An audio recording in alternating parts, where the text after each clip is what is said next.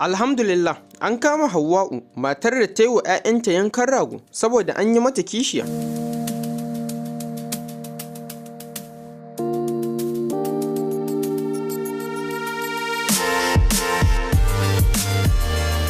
A ɗazu mun kawo muku labarin matar da ta kashe 'ya'yanta ta hanyar yi musu yankan rago a unguwar Diso, ƙaramar hukumar Gwale da ke Kano, saboda mijinta ya yi mata kishiya.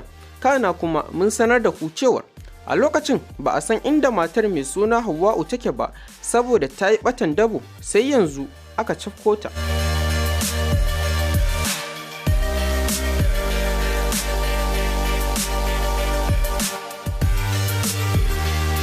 Jami'an tsaro sun cafke wannan mata mai suna Hauwa'u, mahaifiyar 'ya'yan da ta yi musu yankan rago saboda kishi, wanda lokacin da za a yi mata kishiyar sai da suka samu saɓani da mijinta har ta kai su ga rabuwa, kana daga baya aka sasanta ta koma ɗakinta.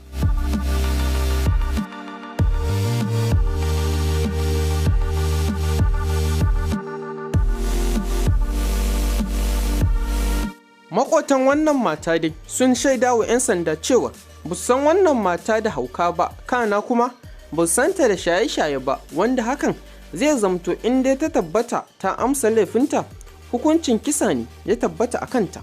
Dama Hausawa sun ce duk tsuntsun da ruwa ya ja shi ruwa kan doka. Allah ya sa mu dace ya kare mu daga aikata aikin da na sani. Amin summa amin. Ku danna subscribe domin samun labarai da dumi-duminsu daga tashar Hausa Joint. Hausa Joint ta ku ci.